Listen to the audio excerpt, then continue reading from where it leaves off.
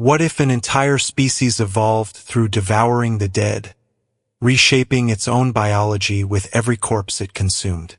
Because to understand the ability that could rewrite the fate of the entire Warhammer universe, you must first peel back the layers of a species that has spent millennia shaping itself in ways no human geneticist, no Astartes bioengineer, and no Tau ethereal ever fully grasped. The Kroot were born in the choking emerald canopy of Pech, a world where evolution was not merely natural selection. It was predatory ascension, a place where the only rule was simple.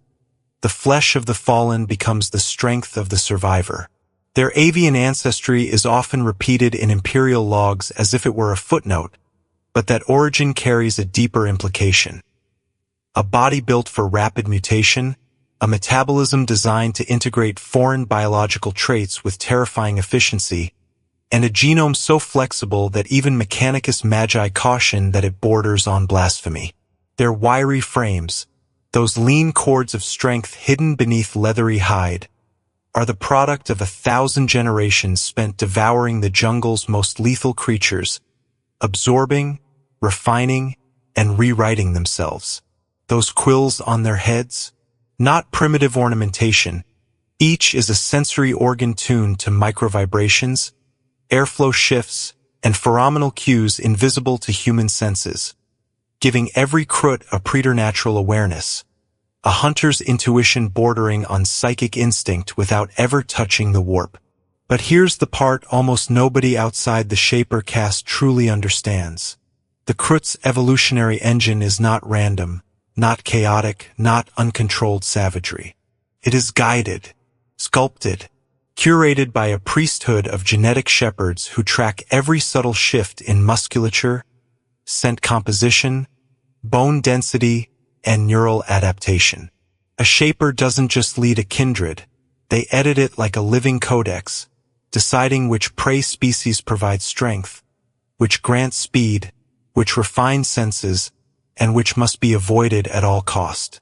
This is where dread truly begins to seep in, because while the galaxy sees the Kroot as mercenaries or auxiliaries, the Shapers see every battlefield as a buffet of potential evolution, every corpse as a data cluster of traits waiting to be harvested. And in the forests of Pech, funerary rites are not acts of mourning. They are an urgent preservation of genetic legacy, a recycling of ancestral strength through ritual consumption. The Imperium finds this barbaric, but that judgment is born of ignorance. To the Kroot, denying a fallen warrior's body to the kindred is the true dishonor. Now consider what that means for their origin story. A species that has never stopped evolving, never stopped rewriting itself, never stopped absorbing the DNA of everything around it. Every generation is different from the last. Every kindred unique. Every Shaper capable of turning the entire trajectory of their people with a single dietary decree. And here's the hook. The Kroot's adaptability isn't slowing or stabilizing with time. It's accelerating. Something in their distant evolutionary past, something buried beneath the myths of Pech, suggests that the Kroot weren't just reacting to their world. They were engineered by it, pushed by unseen forces, or perhaps awakened by a spark of xeno-design older than the Tau, older than the Imperium, older even than the Eldar's decline. Their origin is not just a story of survival. It is a story of a biological engine that has never once stopped hungering for improvement. And if that engine is now evolving faster than ever before, if the Shapers have rediscovered an ability long considered myth, then the rest of the galaxy may soon learn the truth. The Kroot are not auxiliaries, not mercenaries, not primitive hunters. They are evolution incarnate, and their origin is merely the first warning of what they are about to become. What if the true power of the Kroot doesn't lie in their bodies at all, but in the hidden hands that sculpt them? This is where the truth shifts from unsettling biology to something calculated, ritualistic, and far more dangerous than the galaxy has ever dared admit. The Shapers, gaunt, bone-adorned mystics, aren't mere elders. They are genetic architects, guiding an entire species through the minefield of evolution with a precision that would freeze any imperial biologist in terror if they understood even a fraction of it. Every shaper carries generations of encoded knowledge. Which species grant desirable traits, which cause instability, which trigger explosive muscular growth at the cost of cognition, and which twist the Kroot genome into blind evolutionary dead ends. Their doctrine is far from primitive. It is a science cloaked in religion, a map of predatory opportunities charted not on parchment but written in memory, tradition, and the literal bones of their ancestors. Each shaper memorizes the genetic scars of the past, the disastrous mutations caused by consuming Tyranid chitin, the unstable rage triggers born from overindulgence in orkoid flesh, the sensory overload experienced when consuming psychorich organisms, and uses those memories to guide their kindred safely through the shifting labyrinth of biological enhancement. But the darkest part is how specific and intentional these choices are. Want stronger muscle density for brutal melee? Consume orc knob meat. Need enhanced low-light vision or aerial agility? Track down and devour the winged predators of Pech's higher canopies. Crave neural sharpness to anticipate enemy movements? Hunt creatures with hyper-developed spatial awareness. The shapers orchestrate each campaign around what traits the kindred requires next, turning contracts and mercenary deployments into curated feeding grounds. It's not war, it's targeted consumption disguised as battle. And here lies the hook. While the galaxy believes Kroot are simply opportunistic omnivores, the shapers understand something deeper, something far more forbidden. The Kroot genome is not a passive recipient of foreign DNA. It is an active assimilator, probing, testing, breaking down, and recombining genetic material into new, stable configurations. But this system has limits, and the shapers know exactly where those limits snap. This is why Tyranid flesh, with its hyper-aggressive adaptability, is a sacred taboo. Can grant power, yes, monstrous strength, chitinous resilience, even rapid regenerative ability, but at the price of identity, memory, and eventually sanity. A kindred that consumes too much Tyranid becomes something else entirely, something feral and lost, a beast driven not by culture but by hive instinct echoes too dangerous to control. And yet, whispered rumors persist that some shapers, desperate or visionary or heretical, continue to experiment with controlled microdoses of Tyranid biomatter, believing they can siphon specific traits without falling into degeneration. These rumors become even more disturbing when paired with hints of a hidden doctrine, an ancient shaper teaching long erased from public rituals. The practice of directed consumption. A carefully measured ritual where multiple species are consumed in a specific sequence, allowing traits to layer in stable patterns impossible through normal feeding. This would be evolution sculpting, not simply absorbing, deliberate hybridization guided by ritual knowledge. And if that is true, then the shapers aren't just steering their kindred away from danger. They're pushing them toward a new evolutionary horizon. What's worse, recent cycles show signs that some shapers have begun forming secret conclaves, exchanging forbidden lore, and coordinating hunts that perfectly align with trait combination theories thought lost in the age of wild growth. Something is happening beneath the canopy of Pech. Something coordinated, intentional, and deeply unsettling. The shaper's selective prey doctrine, once a survival tool, is now evolving into a blueprint for transformation. And the chilling truth is this: every choice they make, every creature they choose to consume or avoid, every hidden gene they slot into the living framework of their kind, is building toward a purpose the galaxy has not yet recognized. What if the shapers aren't just guiding evolution but preparing for a future where the Kroot will no longer need the Tau, or anyone else? What if the doctrine of selective prey is only the beginning of a plan centuries in the making, a plan written not in ink but in flesh? And what happens when a species capable of rewriting itself through consumption finally unlocks the key to stabilizing its most dangerous mutations? The Shapers know the answer. The rest of the galaxy is about to learn it the hard way. What if every battlefield the Kroot ever stepped onto was never truly about payment, alliance, or obligation, but about harvesting the galaxy's DNA like a predator collecting trophies of power? The terrifying truth is that the Kroot mercenary diaspora wasn't born from wanderlust or desperation.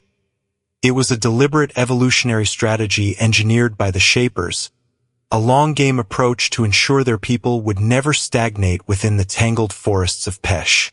When the Kroot first left their homeworld, they didn't seek coin. They sought new genomes, new prey, new biological puzzles to break apart and integrate into their own flesh. Every contract they accepted, every war they joined, and every corpse they consumed fed into a wider genetic calculus. The galaxy misread them as opportunistic sellswords, tribal hunters with simple motivations, but behind every deployment stood a Shaper with a ledger of biological deficiencies and desirable traits mapped against available enemy species. To them, the Orks weren't enemies. They were repositories of raw physical potential, perfect sources of muscle density, bone reinforcement, and metabolic endurance. The Eldar weren't rivals. They were prey with hyperfine neural patterns, sensory acuity, and reflexive precision worth dissecting and incorporating. Even humans, with their remarkable biochemical range and unpredictable mutations, offered subtle but valuable genetic textures. And every time a kindred returned to Pech with new traits infused into their bodies, the Shapers updated their living genetic libraries, adjusting doctrines and rewriting the path of their people's evolution.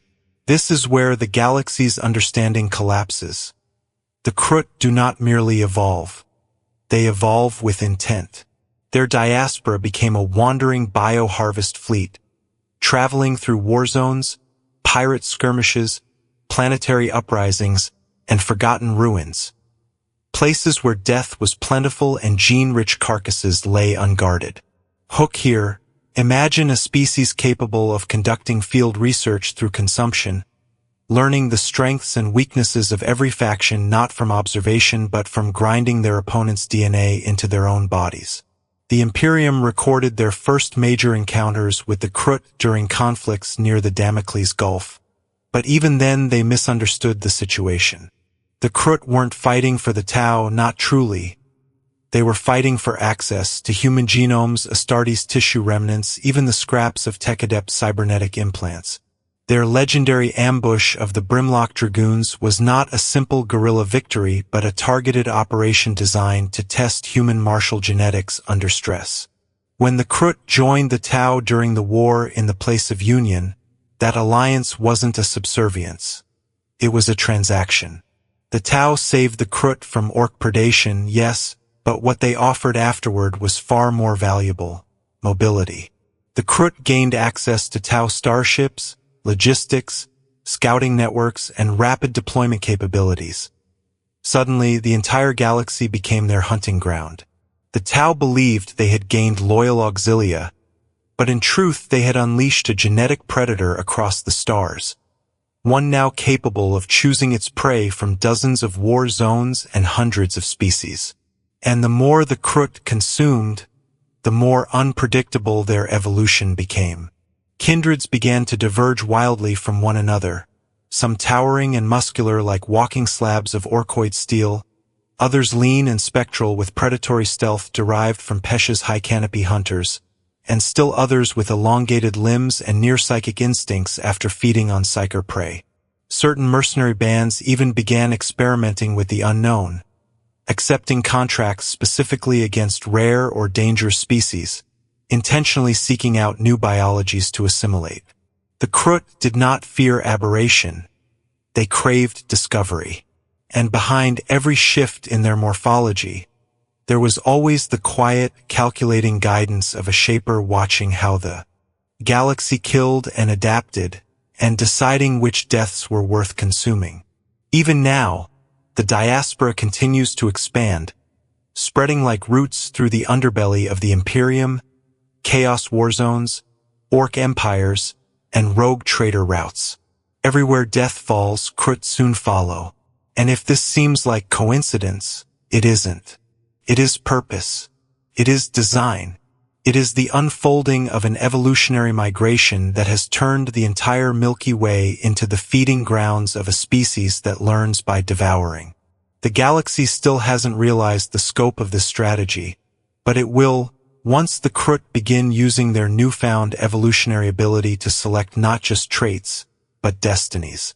What if the most technologically primitive species in the Tau Empire was hiding something far more advanced than anyone ever imagined? Industries buried beneath the forests of Pech, workshops powered by stolen ideas, and weapons crafted not through innovation but assimilation. The galaxy has long laughed at the Kroot's outward simplicity.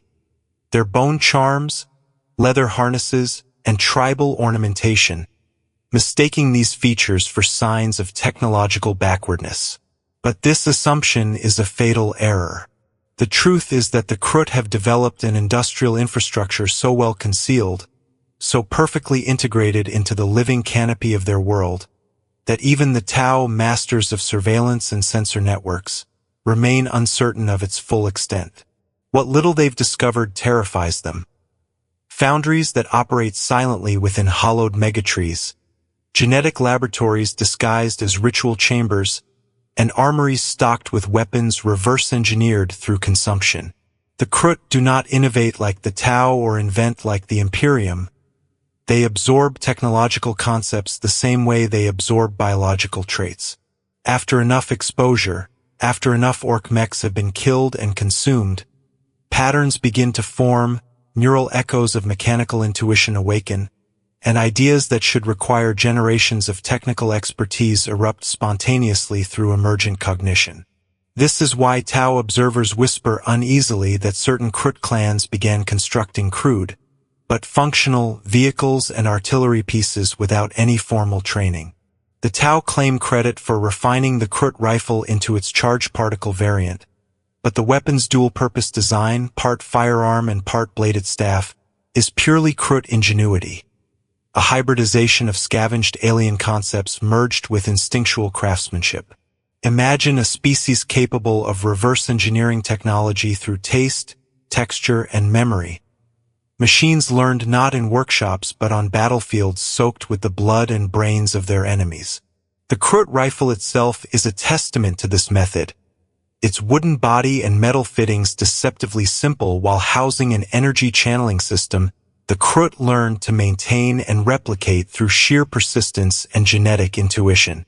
Meanwhile, heavier weapons mount onto the backs of the mighty Krootoks, lumbering beasts bred and shaped through selective consumption, their strength and resilience sculpted until they became living war platforms. The Krootoks isn't just a creature. It's biotechnology perfected through ritual feeding, a testament to how the Kroot turn biology and machinery into seamless extensions of their will. And then there are the Kroot hounds. Sleek, muscular, hyper-aggressive predators with senses fine-tuned to hunt even through chemical fog and ash-filled war zones. They are not natural creatures. They are engineered through consumption, honed through generations of deliberate genetic curation. Every tool the Kroot use, from their living beasts of burden to their scavenged armor plating, carries the same dark signature. Evolution guided by hunger. But beneath the surface lies an even more disturbing truth. Deep in the forests of Pech, hidden away from Tau oversight, are enclaves where shapers experiment with blending biological and technological consumption.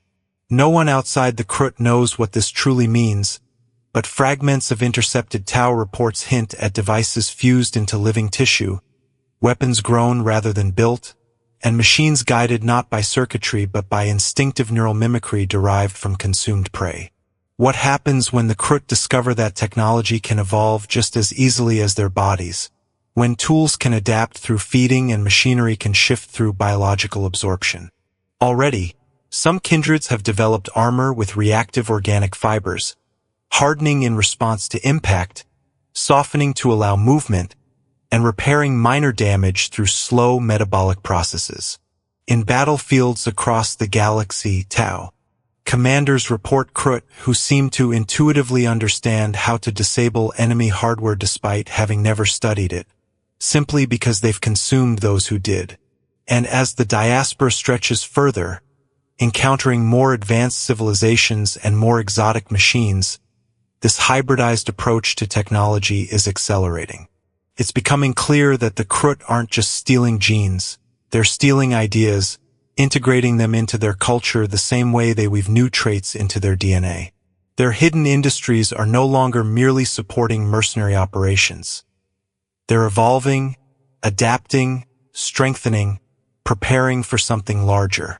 And the most chilling realization of all is this. If a species can learn biology through eating and learn technology through observation and dissection, what limits remain? How long before the Kroot turn their attention toward Necron constructs, Eldari psychoreactive architecture, or even the twisted biomechanics of chaos? Every new conflict becomes a classroom. Every corpse becomes a blueprint. Every victory becomes a step toward an evolutionary synthesis the galaxy is not prepared to face. The Kroot were never primitive, they were patient. And now, their tools of war are changing as rapidly as their flesh, guided by minds that see technology not as metal and circuitry, but as prey waiting to be consumed.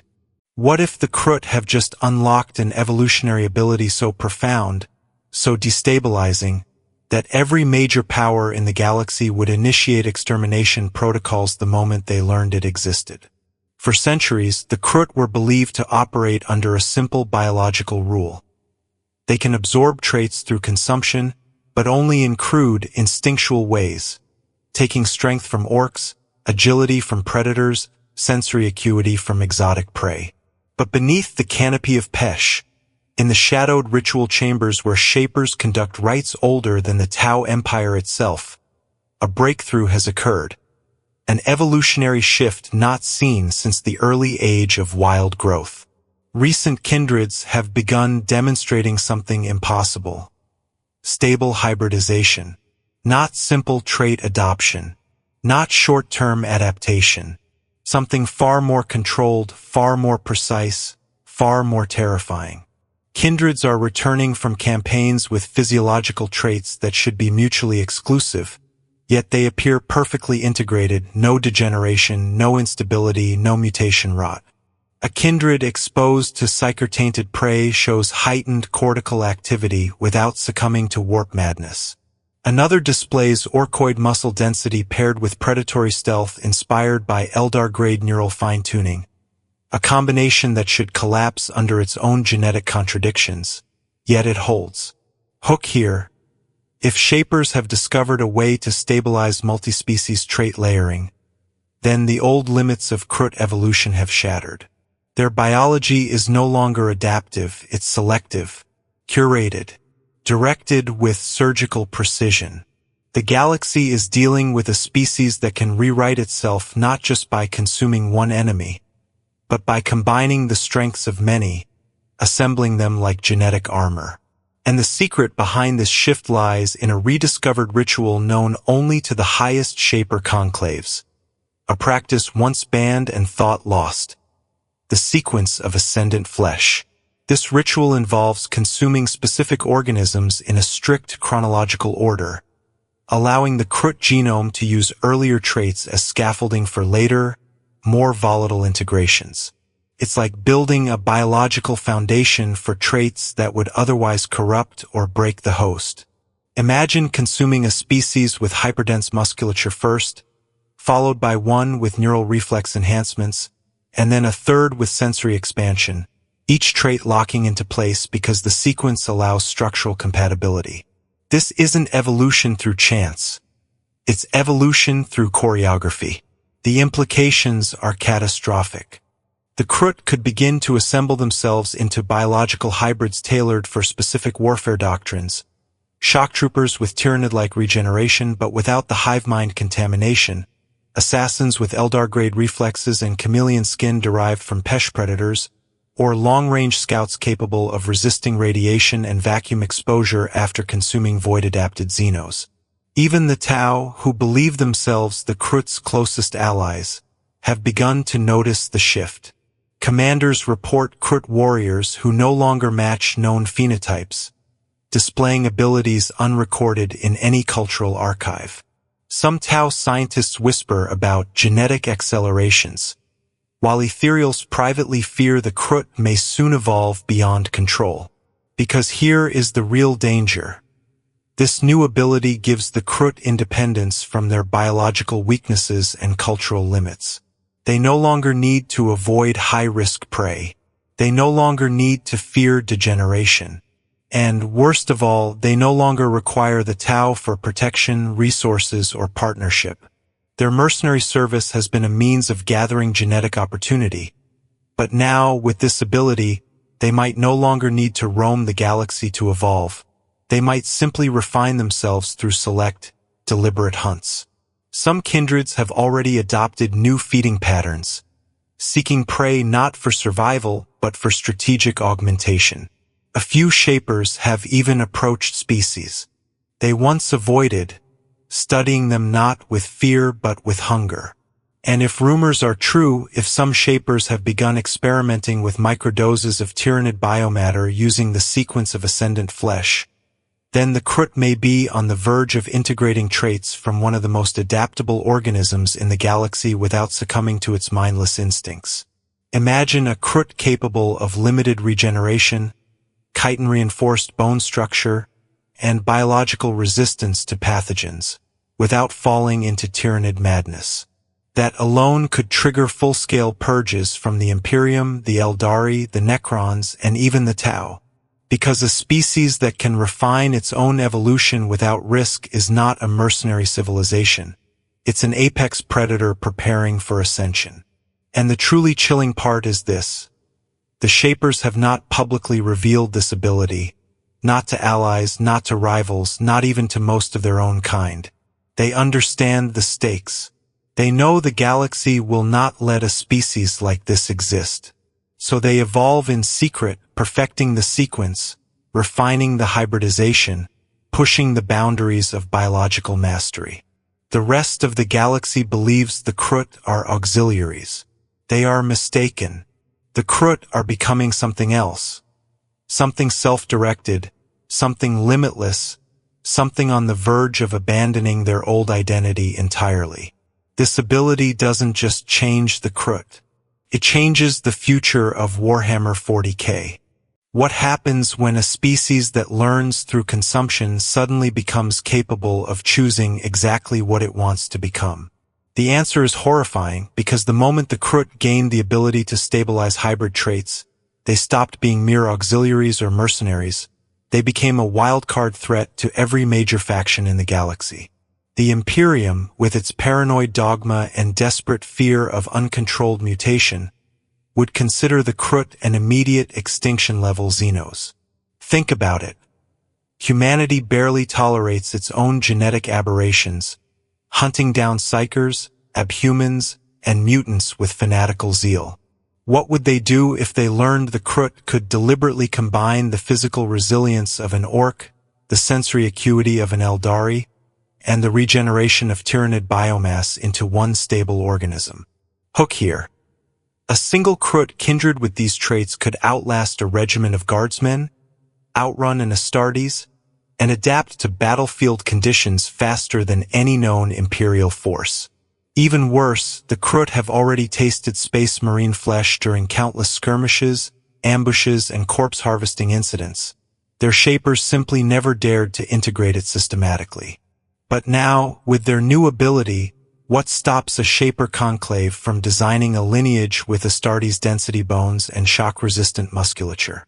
The idea alone is enough to send the Ordo-Xenos into panic, because if a species can emulate humanity's greatest warriors without the centuries-long gene crafting of the Emperor himself, then the Imperium's monopoly on superhuman soldiers shatters overnight. Yet the Imperium is only one domino in the chain of consequences. The Eldari would see the Kroot as a creeping biological nightmare, a species capable of sampling their soul-touched biology and integrating their neural precision. Imagine a Kroot predator capable of reacting with near-precognitive instinct simply from consuming the remains of striking scorpions or howling banshees. If the Kroot begin integrating Eldar sensory patterns, they could become hunters capable of anticipating movement, sensing emotional resonance, or tracking prey across kilometers of forest canopy with impossible clarity. The Eldari's dwindling populations cannot afford a predator that improves by killing them. Even a handful of such Kroot could decimate entire Craftworld strike forces. And then there are the Drukhari. They would covet the Kroot's ability, attempt to enslave and dissect them, and inadvertently deliver fresh genetic samples into the hands of shapers who see their torturers not as captors, but as prey. Meanwhile, the Orks would treat the Kroot with a mixture of amusement and rising alarm. The Orks love a good fight, and they have long respected the Kroot as worthy opponents, often unaware that the Kroot were using them as biological stepping stones. But now the Kroot could stabilize Orkoid toughness without suffering the mental simplicity of the Ork brain. In other words, the Kroot could take the best of Ork physiology, raw muscle, regenerative capability, shock resistance, and discard the worst, creating a warrior that is smarter, quieter, and far more strategic. Hook. The moment the Orks realize the Kroot can out-Ork the Orks, they will declare endless wafts just to wipe them out before they grow too strong. And chaos? The ruinous powers would hunger for the Kroot in ways far more insidious. Imagine what Nurgle would do with a species capable of integrating diseases into their bodies and turning them into evolutionary advantages. Imagine what Slaanesh would whisper to shapers seeking sensory transcendence. Imagine what Tsench would offer, 1,000 mutations, perfected through ritual order rather than random warp gift chaos. But the greatest threat comes from Khorne. He would adore a species whose evolution is fueled by flesh and battle, a feedback loop of violence and biological empowerment. If even one Kroot kindred falls to chaos, the result would be a nightmare. A legion of evolving, mutating, feeding shock troopers who grow stronger with every kill and more monstrous with every ritual feast. And unlike cultists or traitor marines, their mutations would not be random, they would be optimized. But the most unnerving consequences may fall upon their supposed allies, the Tau. For all their idealism and structured diplomacy, the Tau have always misunderstood the Kroot. They saw them as simple, loyal auxiliaries, useful for frontline infiltration, brutal close-quarters combat, and reconnaissance. They saw Kroot evolution as a quirk, not a strategy. But if the Kroot can now stabilize complex hybridization, then the Tau's belief in their own superiority collapses instantly. After all, the Tau have no psychers, no warp presence, no superhuman soldiers, no ancient genetic mastery.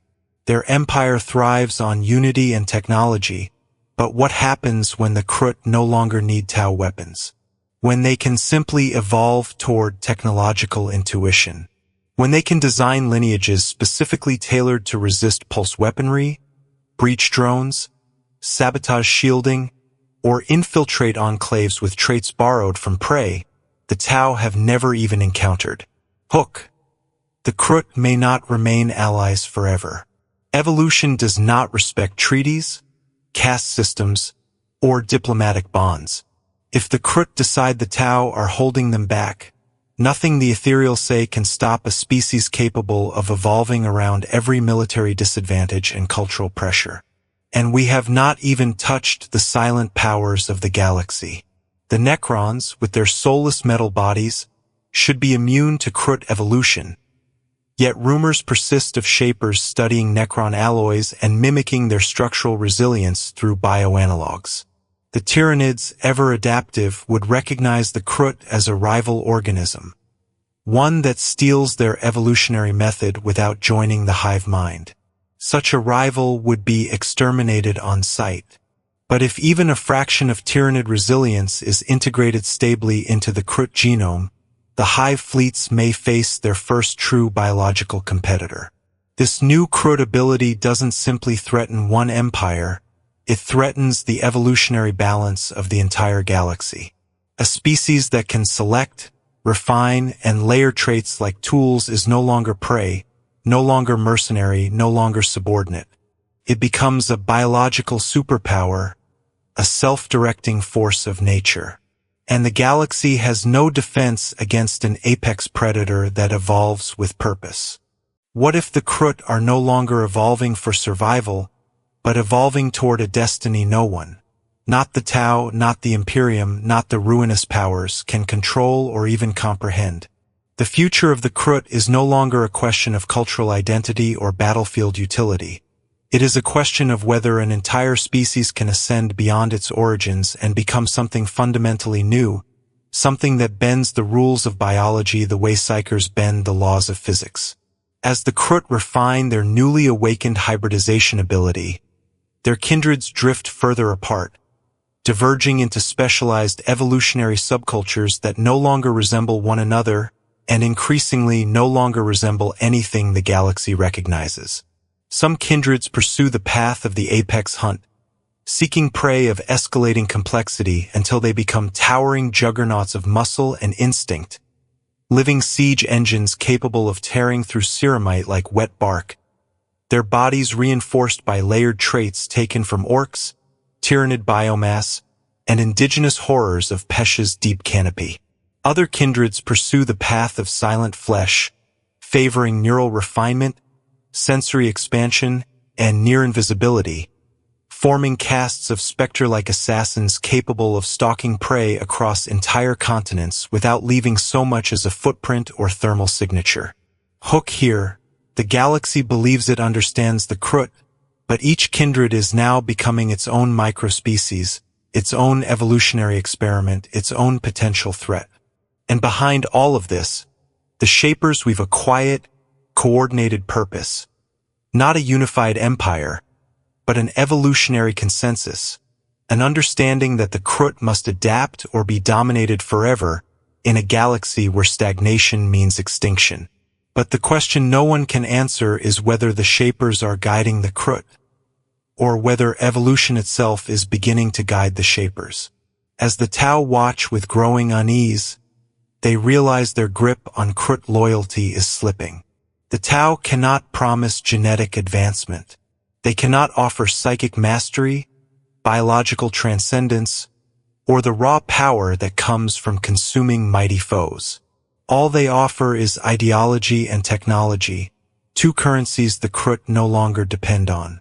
Already, some Shapers refuse to sign new Tau contracts, claiming their kindreds must follow ancient omens or newly uncovered genetic directives. Others accept Tau alliances but treat their commands as mere suggestions, taking battlefield assignments only if they coincide with valuable evolutionary targets. What happens when the Kroot decide the Tau are no longer worth the genetic investment?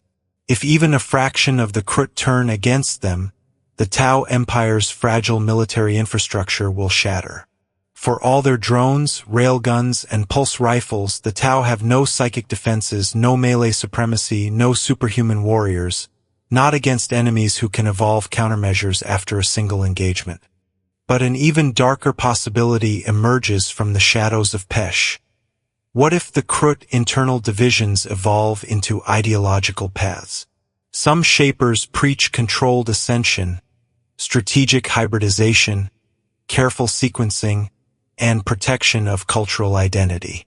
Others whisper of uncontrolled evolution, of true biological liberation, of returning to the mythic age of wild growth where the Kroot consumed without restraint and transformed into shapes so alien even their own ancestors feared them. The rediscovery of the sequence of ascendant flesh gives these radicals a tool to bypass degeneration, meaning the only thing holding them back is the Shaper caste's traditions, and traditions can fracture.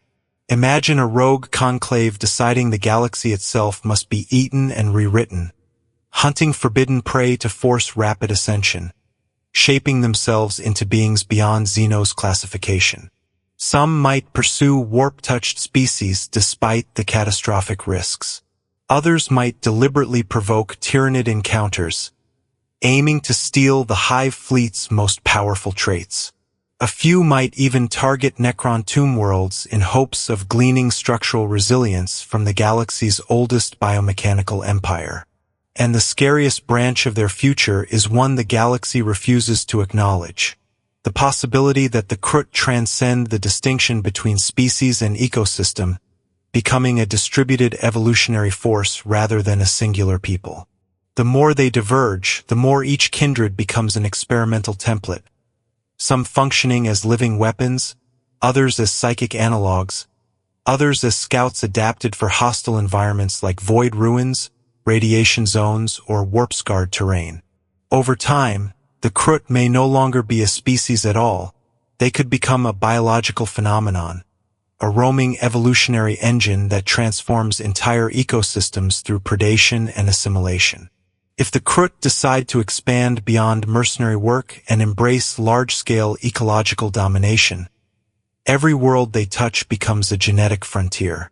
Their presence would reshape planets, warp biospheres, and overwrite native species with new predator-driven adaptations. Yet there is one more path, a path so ominous that even the Shapers avoid discussing it except in the most private, ancestral ceremonies: the possibility of Kroot ascendance. This concept suggests that if enough kindreds achieve stable hybridization and enough Shapers refine the evolutionary sequences, the Kroot could collectively evolve into something singular and transcendent, a hyper-adaptable apex form with no biological weaknesses, no genetic limitations, and perhaps even no need for individual identity. Imagine a species whose every trait is chosen, whose evolution accelerates with every conflict, whose biology becomes a living codex of the galaxy's strongest attributes. In this state, the Kroot could surpass even the Tyranids in adaptability, surpass the Eldari in sensory precision, surpass the Orks in resilience, surpass humanity's super soldiers, and perhaps even challenge the mechanical eternity of the Necrons. But ascendance is not guaranteed to be benevolent. It could spawn a nightmare, one unified Kroot meta-organism driven by the predator imperative to consume and evolve, a force with no political goals, no cultural boundaries, and no weakness that other species can exploit. The galaxy has already witnessed horrors born from uncontrolled evolution, the Tyranids being the ultimate example. But unlike the Tyranids, the Kroot carry culture, intelligence, and strategic cunning. If they ever merge ascendant biology with conscious intent, the galaxy will face something utterly unique: a thinking apocalypse. The future of the Kroot stands on a knife's edge. They may become ascended guardians, biological revolutionaries, fragmented clan empires, or a devouring evolutionary storm. No prophecy, no agent of the Inquisition, no Eldari farser can predict the path they will choose, because their destiny is written not in stars, machines, or warp energies. It is written in flesh, and flesh can change. Flesh can learn. Flesh can evolve. The rest of the galaxy simply hasn't realized yet that the Kroot are no longer evolving to survive. They are evolving to rule.